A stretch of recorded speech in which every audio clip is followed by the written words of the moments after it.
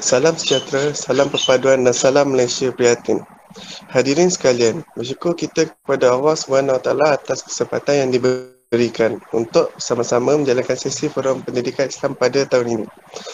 Walaupun secara atas talian, memandangkan hampir kesemua institusi pendidikan di negara kita masih tidak dapat beroperasi secara fizikal akibat terhimpit dengan pandemik COVID-19. Saya pasti para hadirin hadirat yang beriman turut berkeinginan untuk merasai pengalaman belajar di kampus kita yang megah, iaitu Kolej Matrikulasi Johor. Sebelum kata bersulam bicara, sebelum ilmu menusuk di dada.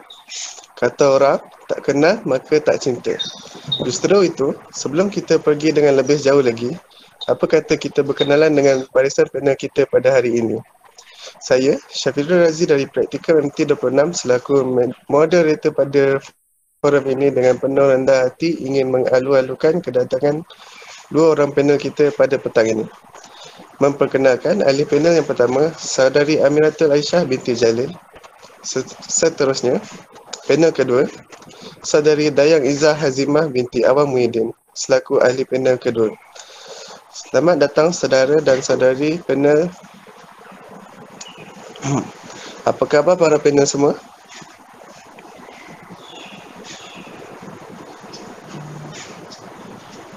Sihat, Alhamdulillah. Baiklah, pertama sekali, agenda forum kita pada petang ini adalah kita akan mengupas tajuk mengenai ajaran sesat. Hadirin sekalian, marilah kita mengenali terlebih dahulu apakah yang dimaksudkan dengan ajaran sesat. Mazhab Syiah ialah mazhab yang terdiri daripada golongan yang menokong cita-cita menjadikan Saidina Ali sebagai khalifah Rasulullah. Mereka menganggap bahawa hanya Saidina Ali yang layak menjadi khalifah selepas Rasulullah. Aliran Syiah mempercayai bahawa Nabi telah mewasiatkan keturunannya menjadi pemimpin umat Islam dan hendaklah bersatu di bawah imam. Aku tinggalkan kepada kamu dua perkara dan kamu tidak akan sesat selagi mana kamu berpegang dengannya, iaitu kitab Allah, Al-Quran dan sunnah Nabi-Nya.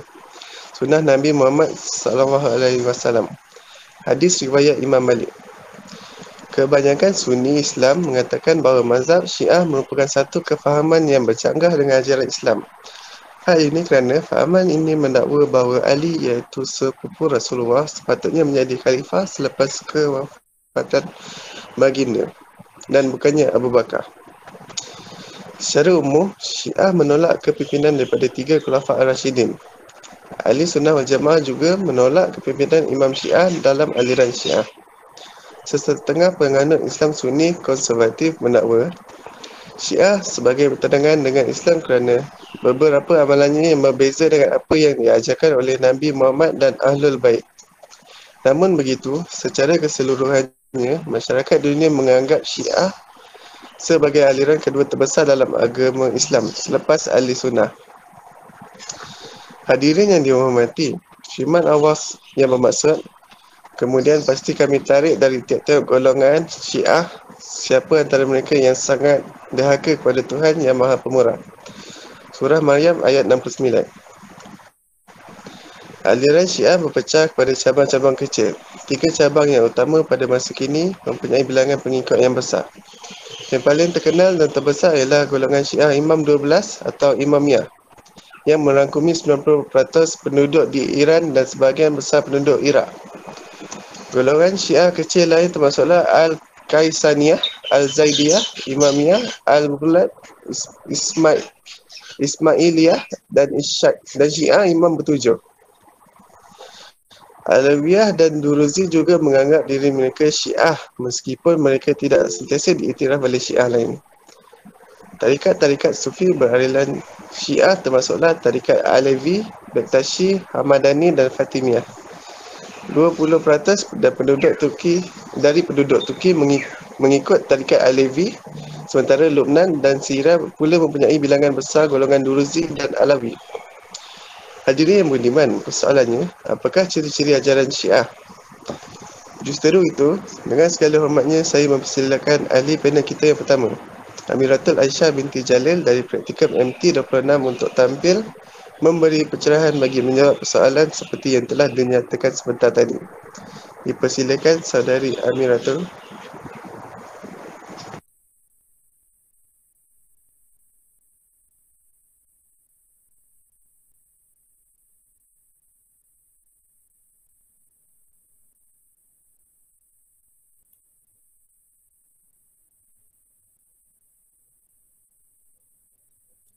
Assalamualaikum, saya ucapkan kepada semua hadirin sekalian.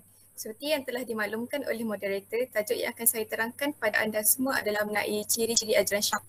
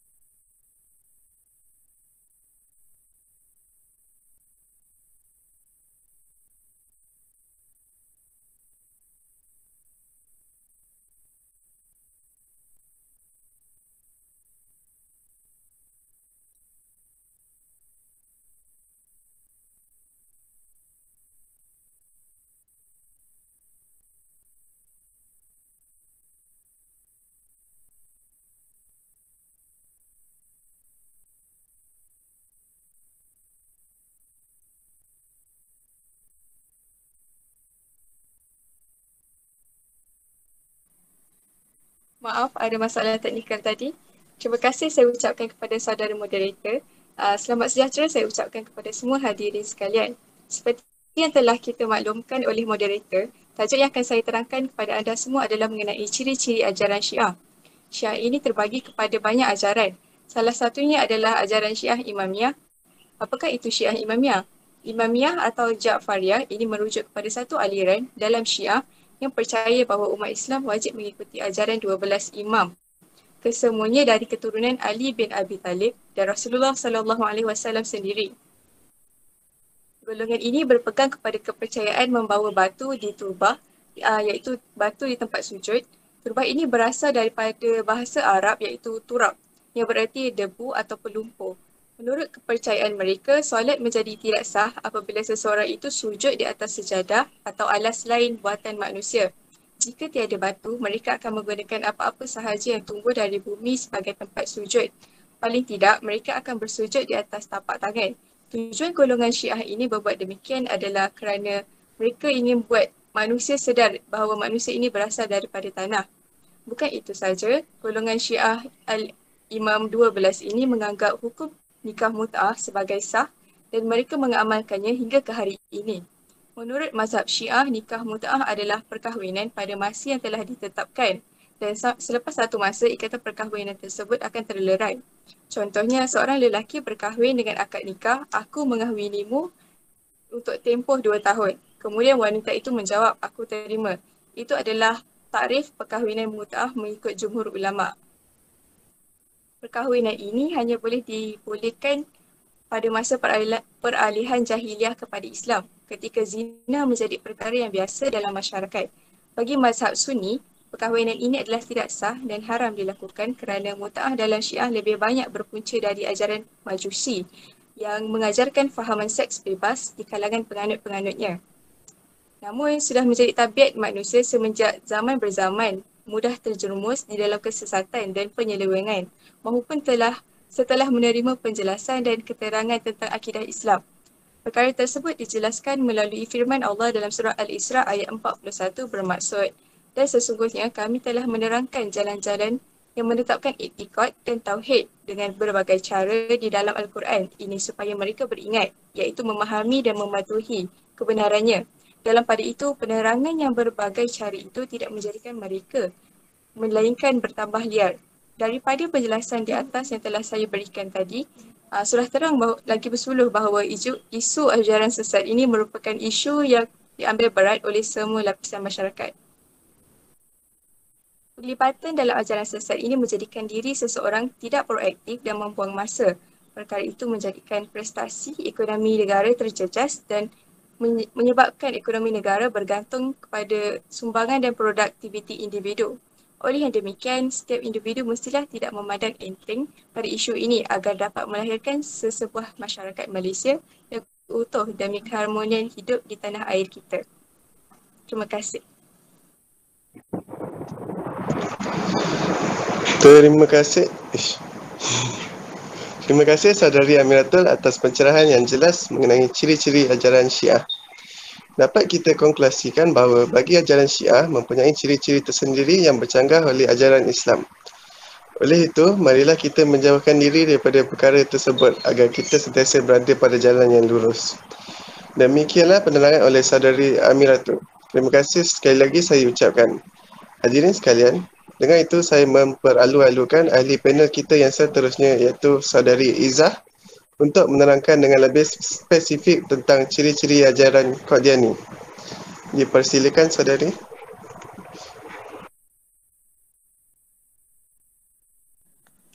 Terima kasih saya ucapkan kepada saudara moderator. Assalamualaikum para hadirin yang dikasihi sekalian. Bagi meneruskan sesi kita pada kali ini, saya ingin menjelaskan dengan lebih lanjut mengenai salah satu ajaran Syiah yang terdapat di negara kita, iaitu ajaran Qadiani. Ajaran ini diasaskan oleh Mirza Ghulam Ahmad bin Ghulam Murtada bin Atta Muhammad. Beliau dilahirkan di Qadian, perhampiran kota Amritsar, Punjab. Ajaran Qadian ini diasaskan di Malaysia pada tahun 1889 dan dipercayai bertapak di Batu 20 Jeram, Kuala Selangor. Selangor pada tahun 1930. Gerakan Qadiani ini juga dikenali sebagai Ahmadiyah. Ahmadi atau Ahmadiyat yang asasnya berpegang kepada kepercayaan bahawa ajaran pengasasnya Mirza adalah ajaran yang sebenar. Pada 15 Disember 1953, satu perbahasan telah antara kumpulan dari ajaran Qadiani bersama dengan alim ulama di hadapan Sultan Selangor almarhum Sultan Hishamuddin Alam Shah. Hasil perbahasan tersebut telah diputuskan bahawa ajaran Qadiani tidak diiktiraf sebagai ajaran Islam, malah terpesong dari ajaran Islam.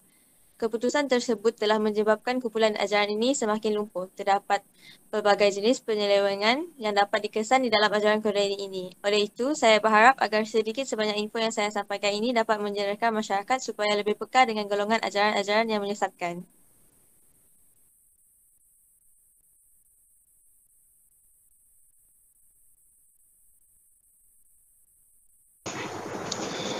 Terima kasih Saudari Izzah atas perkongsian ringkas itu tadi.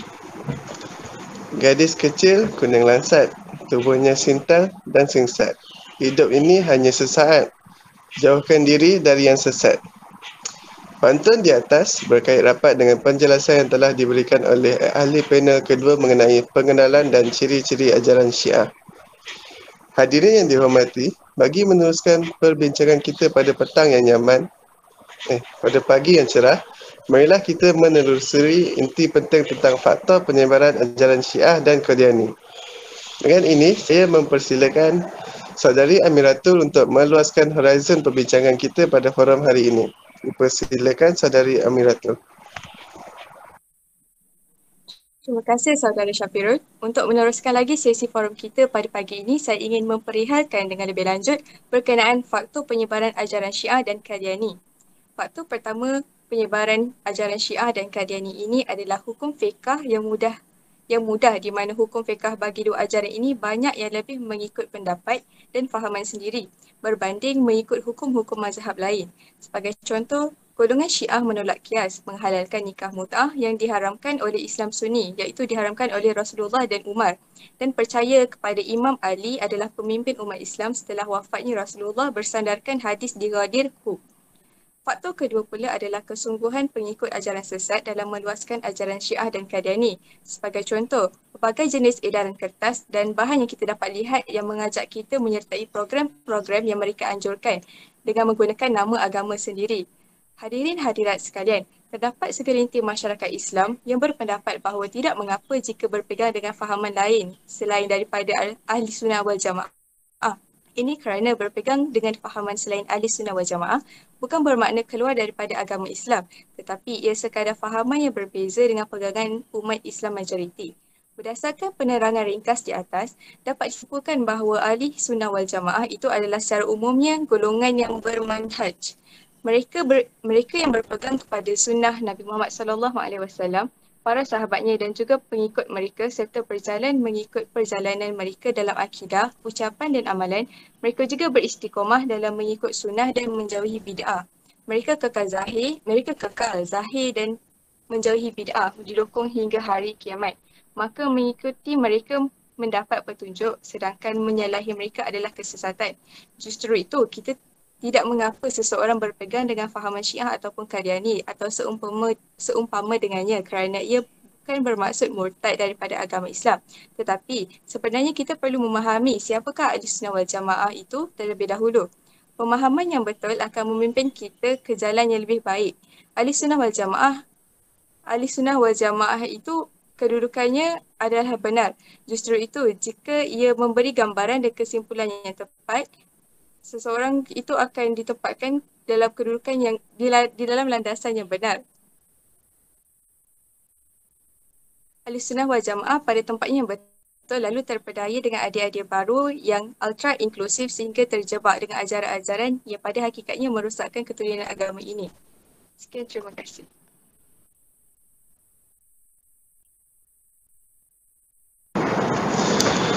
Terima kasih ahli panel atas penyampaian yang penuh dengan ilmu dan fakta.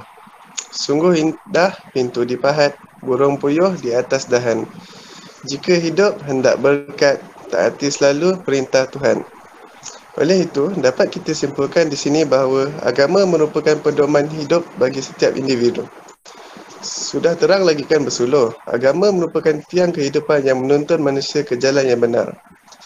Baiklah hadirin yang dikasihi sekalian, marilah kita mempersilakan ahli panel kita yang terakhir, Saudari Izzah, bagi mencapai lagi lensa perbincangan kita pada hari ini.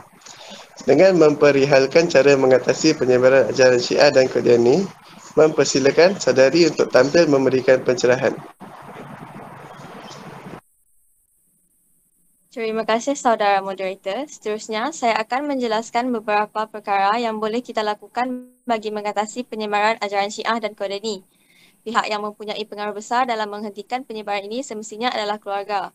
Institusi keluarga yang berpegang pada prinsip agama Islam yang betul semestinya tidak mudah digoyahkan dengan ajaran-ajaran seperti ini. Ibu bapa hendaklah memainkan peranan mendidik anak-anak mengenai isu akidah dalam Islam.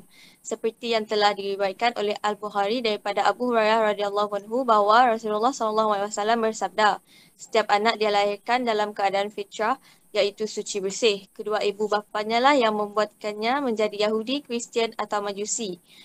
Sebagaimana ternakan yang melahirkan anaknya. Dengan sempurna kejadian dan anggotanya, adakah mendapatkan hidung, telinga dan anggota-anggota lainnya cacat terpotong. Fitrah dalam konteks hadis tersebut membawa maksud Islam. Sesungguhnya setiap bayi yang dilahirkan sebagai seorang Muslim dan ibu bapa lah yang bertanggungjawab mendidik mereka menjadi seorang Muslim yang sempurna dan supaya anak tersebut membesar dengan kekal dalam fitrah Islamnya serta memastikan mereka dijauhkan dari ajaran-ajaran yang terpesong dari ajaran Islam yang sebenar. Selain itu, peranan ahli jawatan kuasa surau dan masjid juga memainkan peranan besar dalam hal ini. Ahli jawatan kuasa adalah menjadikan surau dan masjid sebagai tempat utama penyebaran ajaran Islam yang benar dengan mengadakan majlis ilmu pada setiap minggu ataupun mengadakan usrah di antara solat fardu maghrib dan isyak juga dapat membantu sedikit sebanyak dalam menyebarkan ajaran Islam yang sahih. Penggunaan topik yang menarik dan jelas juga mampu menarik minat masyarakat untuk menghadiri majlis tersebut. Di zaman teknologi yang serba canggih ini, pihak jawatan kuasa juga boleh mengadakan siaran langsung kuliah tersebut di platform media sosial seperti Instagram, Facebook maupun TikTok.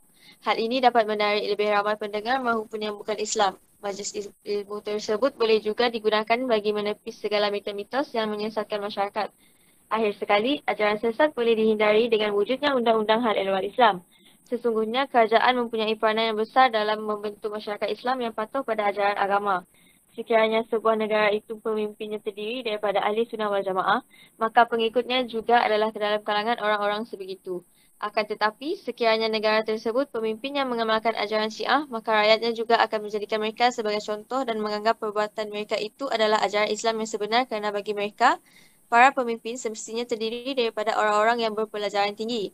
Negara ahli sunnah wal jamaah yang pengamalan fiqhnya berdasarkan mazhab tertentu sama ada Maliki, Hanafi, Syafi'i dan Hambali, maka rakyatnya juga akan mengamalkan mazhab-mazhab tersebut. Inilah kepentingan pegangan rasmi dalam sesebuah institusi kenegaraan. Di Malaysia, kita mempunyai Majlis Fatwa Kebangsaan, Jabatan Mufti dan Jabatan Agama untuk setiap negeri yang berperanan dalam menjaga kesucian pengamalan Islam dengan penetapan bahawa akidah rasmi negara ini adalah berdasarkan akidah Ahli Sunnah wal Jamaah. Ikutan fatwa atau mazhab Imam Abu Al-Hasan Al-Ash'ari, fikihnya berdasarkan fatwa atau mazhab Imam Muhammad bin Idris Al-Syafi'i, dan tasawufnya berdasarkan fatwa atau ikutan Imam Junaid Al-Baghdadi dan Imam Abu Hamid Al-Ghazali.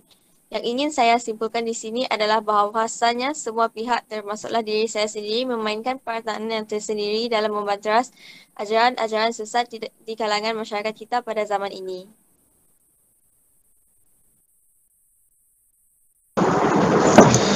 Umat Islam perlu sedar bahawa jurang pemisah besar antara Sunni dan Syiah adalah dari sudut akidah. Terlalu banyak penyelewangan antara sudut akidah yang jauh menyimpang dari ajaran Islam yang sebenar. Keadaan inilah yang menyebabkan jalan menyatukan keduanya tertutup rapat dan tiada penyelesaian. Oleh itu, setiap Muslim perlu berwaspada dengan dakwah golongan ini seperti mana yang telah dijelaskan agar terselamat dari terjebak dengan ideologi mereka dan bersama mempertahankan akidah Ahli Sunnah wal Jamaah di bumi Malaysia ini. Baiklah, bagi meneruskan forum kita yang berbaki beberapa minit saja lagi, saya buka pentas perbincangan forum bagi sesi soal jawab.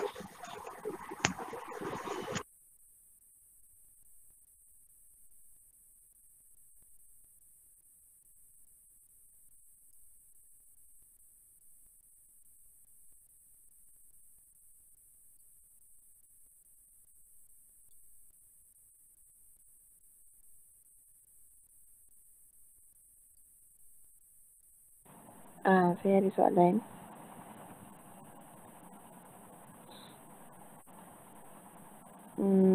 Apakah ajaran sesat ini selalu mengubah bentuk-bentuk ibadat seperti ibadat solat? Maaf, boleh ulang lagi sekali?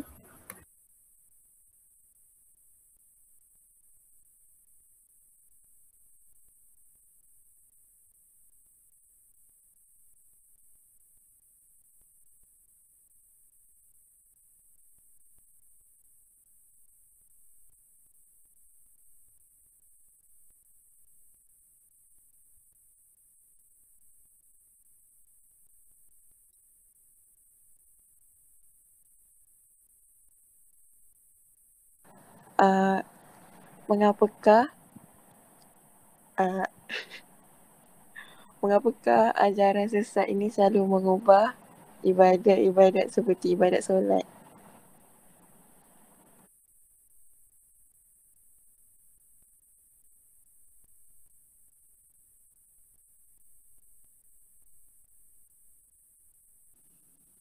Terima kasih atas soalan tersebut.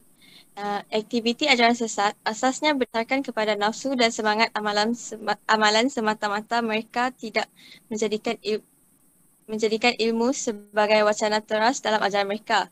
Situasi ini menjadikan kepercayaan atau tindakan mereka tidak berpaksikan kepada sumber ilmu yang jelas, malah ia dilihat sebagai keputusan akal yang bebas dari individu atau kumpulan tertentu sahaja.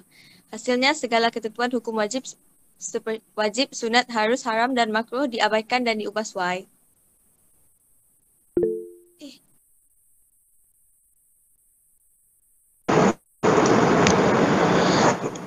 Terima kasih atas persoalan yang telah diajukan oleh hadirin yang penuh bersemangat serta terima kasih juga kepada para panel yang sudi mendengar dan memberi penjelasan yang relevan kepada persoalan-persoalan yang bergolak di minda hadirin sekalian.